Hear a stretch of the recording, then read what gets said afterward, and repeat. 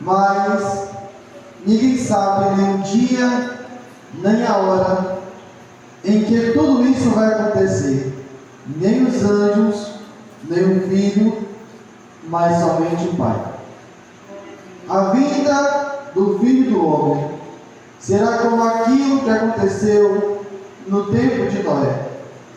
Pois antes do dilúvio, o povo comia e bebia, e os homens e as mulheres casavam, até o dia em que Noé entrou na arca. Porém, não sabiam o que estava acontecendo, até que veio o dilúvio e levou a todos. Assim também será na vinda do Filho do Homem. Naquele dia, 2 homens estarão trabalhando na mesma fazenda. Um será levado e o outro deixado. 2 mulheres estarão no moinho moendo trigo. Uma será levada e a outra deixada.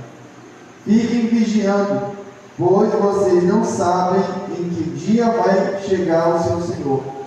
Lembrem disto: se o dono da casa soubesse quando ia chegar o ladrão, ficaria vigiando e não deixaria que a sua casa fosse arrombada.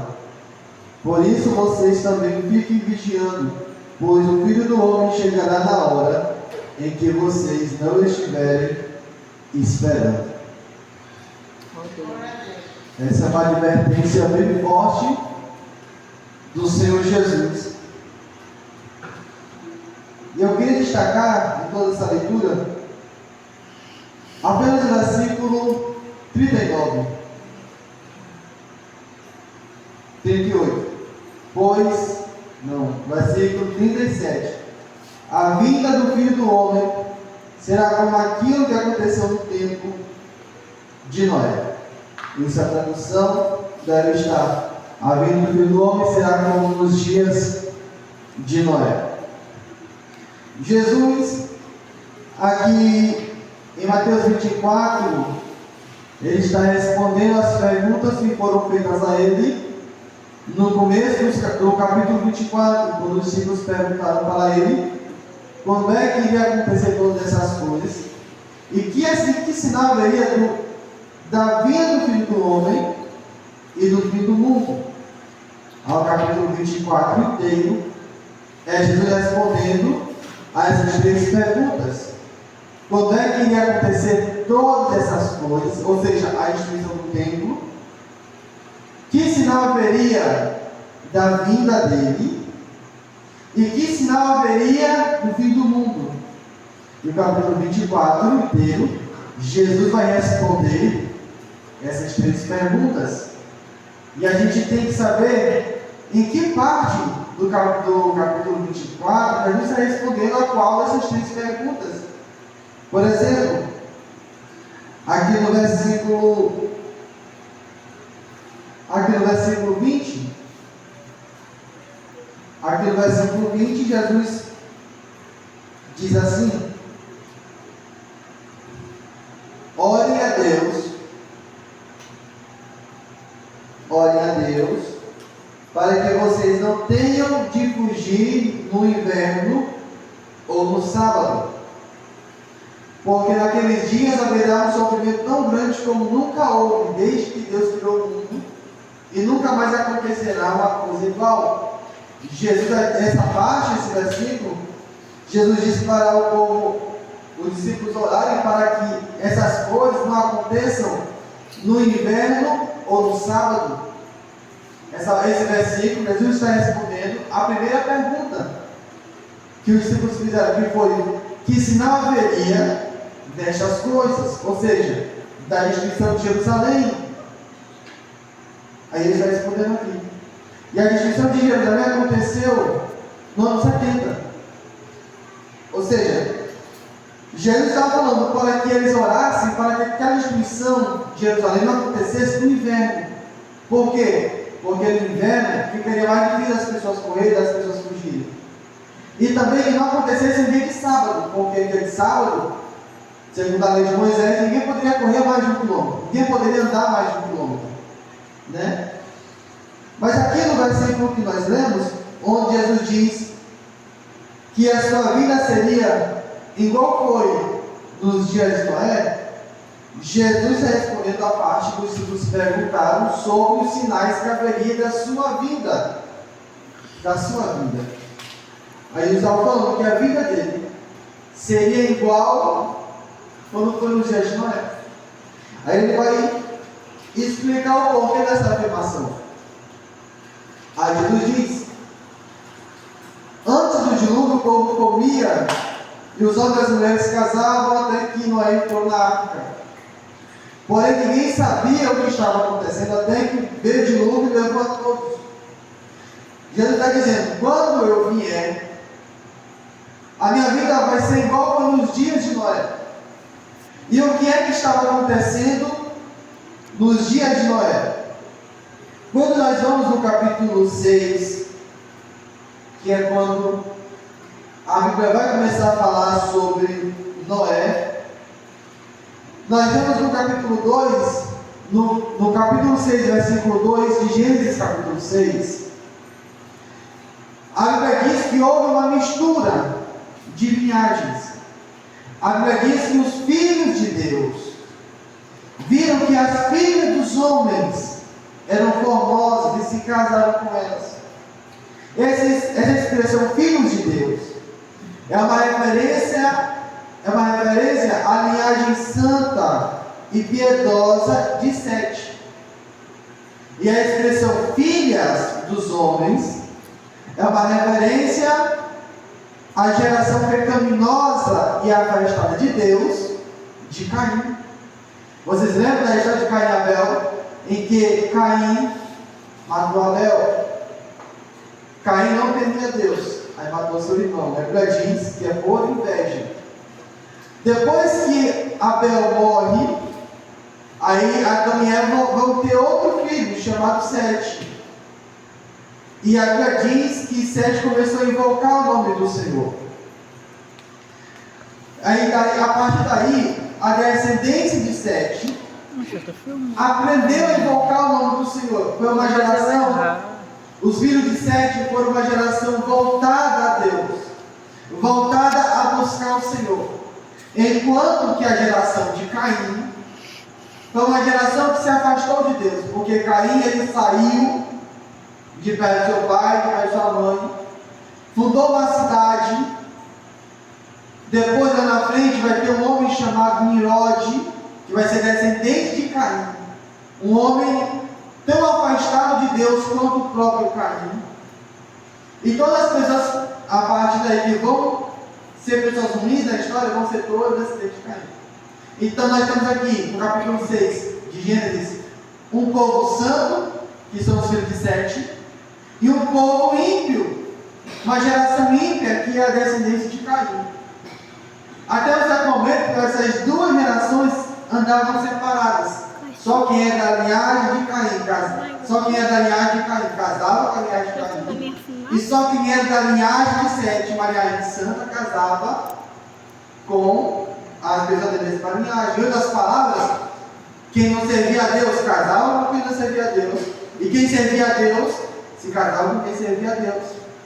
Mas chegou o momento, no capítulo 6, versículo 2, que a Bíblia diz que os filhos de Deus viram que as filhas dos homens eram formosas e se casaram. Houve aqui uma mistura de linhagens. Em outras palavras, houve aqui uma mistura do que é santo com o que é profano. Houve uma mistura de quem servia a Deus e de quem não servia. Houve uma mistura de pessoas que queriam ter uma vida santa e uma misturando-se com pessoas que não se importavam. Aí Jesus falou no capítulo 24, versículo 37, 38 de Mateus: quando eu vier, os dias que antecederiam a minha vinda vai ser igual nos dias de Noé, ou seja, vai ter muita mistura. O povo de Deus vai se misturar com o povo do mundo. E não é isso que nós estamos vendo? E será que não é isso que nós estamos vivendo? Está tendo algum tipo de mistura, em que a gente às vezes não consegue distinguir quem é crente e quem Noé. Porque tem muitos crentes que estão se vestindo igual os mundanos. Tem muito crente que está pensando igual os mundanos pensam. Ah, isso aqui não tem nada a ver. Ah, isso aqui é normal. Ah, eu quero ser igual a eles. Está tendo uma mistura. Jesus falou, quando eu vier, vocês vão ver muita mistura. São os dias de Noé. Nós estamos vivendo os dias de Noé, onde as pessoas não conseguem ouvir a sã doutrina, onde as pessoas não querem mais saber da palavra de Deus. E não me refiro só aos descrentes, me refiro a muitos crentes. Mistura. Estamos vivendo dias de mistura. Como eram os dias de Noé? Eram dias de abandono dos caminhos de Deus. Porque quando a linhagem santa de Sete se misturou com a linhagem caída de Caim, quem era santo começou a ficar mudando. Ou seja, começou a ter um desvio de caminho. Começaram a perder o foco. Começaram a abandonar os caminhos de Deus. Irmãos, eu acho que quantas pessoas não estão abandonando o caminho de Deus? Quantas pessoas não estão se desviando do Evangelho? E para se desviar do Evangelho, não precisa você ir para as festas, ir para a bebida, para essas coisas que só os descrentes fazem. Tem gente que se desvia do Evangelho estando todo dia dentro da igreja. Tem gente que troca a mensagem da cruz, mesmo estando todos os dias na casa de Deus. A Bíblia diz em Gálatas capítulo 1, versículo 8, versículo 5, Paulo diz que estava admirado com a velocidade em que os crentes da Galácia, que era uma cidade, se desviaram tão rapidamente do Evangelho que ele tinha deixado. Paulo foi para a Galácia, pregou o Evangelho, explicou tudo direitinho para os crentes, ele saiu. Depois que Paulo sai, vem outras pessoas, outros líderes, e corrompe a mensagem de Paulo, deixando outro Evangelho. E Paulo fica sabendo que as pessoas que ele ensinou aderiram tão rapidamente a esse outro Evangelho. Aí ele fala que estava admirado como as pessoas se desviaram, como as pessoas deixaram o caminho de Deus. Aí ele fala no versículo 8, olha, eu vou falar uma coisa para vocês. Mesmo que o anjo de Deus viesse, descesse no meio de vocês, trazendo outro Evangelho, ou eu mesmo venha com vocês, trazendo um Evangelho que eu ainda não tenho pregado, que seja amaldiçoado, que seja anátema. Ou seja, a gente não pode deixar o caminho de Deus por nada, irmão. A gente não pode se desviar dos caminhos de Deus. Aleluia. Por exemplo, quando a pessoa está errada, a pessoa está em pecado, e ela vem para a casa de Deus e o Senhor corrige ela, mas ela não quer ouvir o conselho de Deus, não quer mudar de vida, não quer mudar de pensamento, não quer mudar de atitude, e ela continua indo para a igreja como se aquilo fosse normal, como se Deus não tivesse falado nada. Ela já está desviada dos caminhos de Deus. Não precisa a pessoa sair, cair na gandaia, se prostituir para se desviar. Tem muita gente desviada dentro da casa de Deus. Paulo diz em 1 Timóteo capítulo 4, versículo 1, que nos últimos dias muitos apostatarão da fé procurando líderes que satisfaçam eles mesmos. Ou seja, tem gente que não vai conseguir ouvir a palavra de Deus e vai à igreja séria, aí vai escolher ir para uma igreja que lá, nessa outra igreja, com esse outro líder, ele prega, ele faça do jeito que a pessoa se sentia à vontade. Se sentia à vontade. É isso que a gente procura, é uma questão biológica da gente. Procurar lugares, procurar pessoas onde a gente se sinta bem, onde a gente não seja contrariado, onde a gente não seja posto à prova. Aí Paulo diz que nos últimos dias muitos apostatarão da fé indo por este caminho. E é os dias de Noé e os nossos dias também, dias em que as pessoas estão se desviando mesmo estando na igreja. Sabe como era os dias de Noé? Que Jesus falou que antes de ele vir, os dias seriam como os dias de Noé, é porque nos dias de Noé eles tinham acesso à pregação.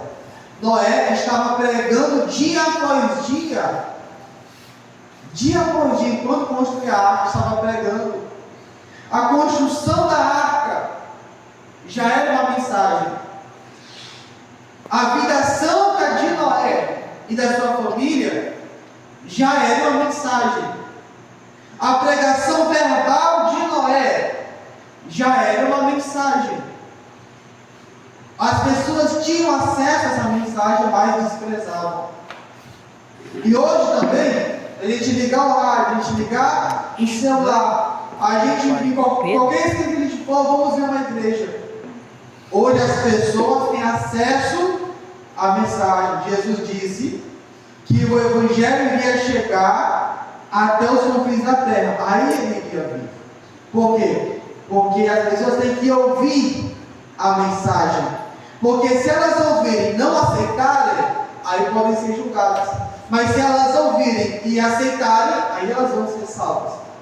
Então, vivemos em dias em que o acesso à mensagem, o acesso à pregação, o acesso ao caminho certo, é muito fácil. A igreja está aberta todos os dias, praticamente. Todos os dias. Toda semana. O mês inteiro, o ano inteiro. E essa aqui, especificamente, há 20 anos. O povo deste lugar, enquanto eu orava, eu falava com Deus, que o povo deste lugar, eles não têm desculpa. Não tem desculpa de dizer, talvez, diante do juízo de Deus, eu nunca ouvi o Evangelho. A igreja está aberta todos os dias. Se não ouvi o Evangelho, porque não quer. Como eram os dias de Noé? Primeiro, eram dias de mistura. Eram dias de desvio e abandono dos caminhos de Deus. Eram dias de acesso à pregação. E eram dias de desprezo à mensagem. Nos dias de Noé, eles viam, eles ouviram, mas desprezaram. E no nosso dia não está diferente não. Principalmente na igreja, as pessoas ouvem, as pessoas aprendem, mas desprezam. O descrente ouve, mas despreza. O descrente vê a porta da igreja aberta, mas não entra. O descrente ouve o convite de ir ao culto, mas despreza. São dias de acesso à pregação e de desprezo a essa pregação. A Isaías ele diz: Senhor, quem deu crédito à nossa pregação? Quem deu crédito? Mas não é porque as pessoas não querem ouvir que nós vamos nos calar. Não é porque as pessoas não querem vir que nós vamos parar de visitar, parar de convidar. Não é porque as pessoas não vêm à igreja, não significa que a igreja não vá até elas. A igreja vai, porque essa é a missão da igreja, até Jesus vir nos buscar. Quem pode dizer amém? Amém. E quinto, os dias de Noé eram dias de distrações. Distrações. Quando nós voltamos aqui para Mateus capítulo 24, Jesus ele vai detalhar como era nos dias de Noé. Aí ele vai falar aqui no versículo 37. Se eu puder estar lendo sua Bíblia, Mateus 24, 37, como o texto que nós lemos, diz 37. A vinda do Filho do Homem será como aquilo que aconteceu no tempo de Noé. Pois, antes do dilúvio, o povo comia e bebia, e os homens e as mulheres casavam até que Noé entrou na arca. Porém, não sabiam o que estava acontecendo, até que veio o dilúvio e levou a todos. Jesus vai falar como foi nos dias de Noé. A gente pensa, quem não conhece o texto, que ele vai falar sobre o pecado. Alguém pode pensar assim, Jesus vai falar como foi nos dias de Noé. Aí quem estava ouvindo naquele momento pensou, pronto, ele vai já falar de pecado. Ele vai já falar que no tempo de Noé ninguém prestava. Ele vai falar sobre coisas ruins, mas não. Jesus vai falar de coisas boas, de coisas legítimas do tempo de Noé. Ele vai falar, no tempo de Noé, comiam e bebiam. Cadê a parte errada nisso? Não tem. Vai falar, nossa Bíblia está escrito, casavam-se e davam-se em casamento. Cadê a parte errada nisso? Não tem. O casamento foi algo instituído por Deus. Até agora, nada de errado, nada de não legítimo. Aí Jesus vai falar, comiam e bebiam, casavam-se e davam-se em casamento, até o dia que Noé entrou na arca. A questão aqui, irmãos, não é que eles estavam fazendo coisa de errado, embora naquele tempo fosse um tempo de escuridão espiritual. Mas Jesus não vai focar no pecado desse povo, vai focar nas coisas legítimas que eles faziam. Comiam, bebiam, casavam-se, davam-se em casamento, só coisas boas. O problema é que essas coisas boas, e realmente eram boas, estavam tomando tanta atenção deles, estavam distraindo tanto eles, que era Noé pregando, e eles comendo, bebendo, casando-se. Era Noé construindo a arca, e eles não prestavam atenção, porque estavam tão ocupados com suas festas, tão ocupados com seus próprios negócios, tão ocupados com suas famílias, porque estavam casando-se, dando-se em casamento, estavam tendo família, estavam tendo responsabilidades, tinham que trabalhar, tinham que correr atrás de tanta coisa, muito isso, muito aquilo.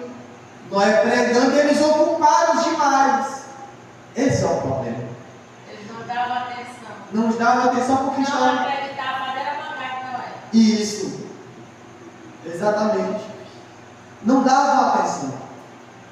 Porque estavam tão ocupados com outras coisas que o que realmente importava eles não davam atenção. Eles diziam, isso aqui é mais importante. Meu casamento, minha família aqui é mais importante, eu tenho que correr atrás disso, correr atrás daquilo. É mais importante aqui do que a pregação de Noé. Distraídos. Jesus estava falando, nos dias que eu vier, vão ser dias de distrações. Irmãos, e tem tanto crente distraído. Por que estava dando tantos aqui? Porque na casa deles estão distraídos com alguma coisa. Por que falta muito crente no culto de doutrina? A grande maioria estão distraídos com alguma coisa. Porque muitas coisas acontecem. Porque nós estamos distraídos com muitas coisas. E é essa distração que deixou muita gente fora da arca. Foi essa, e vai ser essa mesma distração que vai deixar muita gente fora do céu. Porque por distração não estão orando, por distração não estão lendo a palavra, por distração não estão se congregando, por distração não estão fazendo o que deveriam fazer. Distrações. E se a pessoa não faz nada disso, não vai entrar no céu. Não vai entrar, não. Pode ser o pastor, pode ser o bispo, pode ser o papa. Não vai entrar. Então, não se deixe distrair. Se tem uma coisa que Satanás é especialista, é distrair crente. Ele chega para Jesus e diz, olha, se você prostrar e me adorar, eu te dou isso, te dou aquilo, te dou os reinos. Era distração. Lá no capítulo 8 de João, capítulo 9 de João, chegam umas pessoas, os gregos, e dizem, nós queremos fazer de Jesus nosso rei. Jesus não foi, sabe por quê? Porque ele não veio para ser servido. Jesus não veio para ser rei, ele já é rei. Mas ele não veio para ser rei dos gregos. Ele veio para outra missão. E Satanás está usando aquelas pessoas para tirar a atenção de Jesus, para distrair Jesus e impedir que ele fosse a Deus. Você acha que se Jesus Se Jesus aceitasse a proposta de ser o rei dos gregos, ele iria para o Calvário? Ia não, porque ia ter um exército inteiro armado até o dente para proteger seu rei. Satanás tentando distrair Jesus. Quando chegamos no capítulo 6 de Atos, umas mulheres chegam para os apóstolos e dizem: vocês dão mais atenção às hebreias do que a nós, sendo que a gente faz parte da mesma igreja. Aí os apóstolos disseram: nós vamos separar pessoas para cuidar desse negócio, porque nós vamos nos dedicar à palavra e à oração. Ou seja, eles não se distraíram com aquilo. Eles não se distraíram, eles colocaram pessoas próprias para este serviço, para cuidar desse negócio, porque se eles fossem cuidar para eles, isso seria uma distração, e eles não poderiam se distrair. Então tome cuidado para você não ser distraído pelo diabo. Tome cuidado para você não ser iludibriado. Tome cuidado para você não ir por um caminho pensando que é outro, porque você se distraiu. Irmão, a distração é uma coisa tão séria que pode prejudicar até a nossa própria vida. A distração prejudica a nossa vida, sabia? Sabe por que muitos acidentes acontecem no trânsito? Por distração.